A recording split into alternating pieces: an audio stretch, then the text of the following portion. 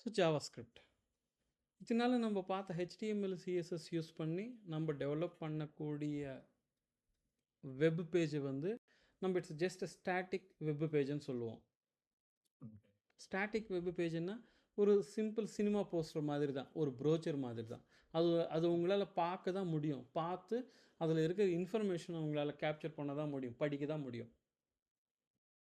அதில் போய்ட்டு நீங்கள் ரிஜிஸ்டர் பண்ணிக்கோ, இல்லை லாகின் பண்ணிக்கோ, இல்லை ஏதாவது ப்ராடக்ட் ஆர்டர் பண்ணுறதுக்கோ, இல்லை உங்களோட பேங்க் பேலன்ஸ் செக் பண்ணுறதுக்கோ, இல்லை இந்த மாதிரி ஏதாவது எனி இன்டராக்டிவ் ஆக்டிவிட்டி உங்களால் செய்ய முடியாது. இன்டராக்டிவ் ஆக்டிவிட்டி என்ன? ஒரு ஏடிஎம் போகிறீங்க, உங்களோட கார்டை நீங்கள் என்ட்ரு பண்ணி பின் நம்பர் என்ட்ரு பண்ணி உங்களுக்கு தேவையான அமௌண்ட்டை நீங்கள் என்ட்ரு பண்ணுறீங்க. ஸோ நீங்கள் கொடுக்குற ஆக்ஷன்ஸ்க்கு அதில் பதில் ரியாக்ஷன் கொடுக்கும். அது இன்டராக்டிவ். அந்த மாதிரி நீங்கள் எதுவும் பண்ண முடியாது. இத்தனை நாள் நம்ம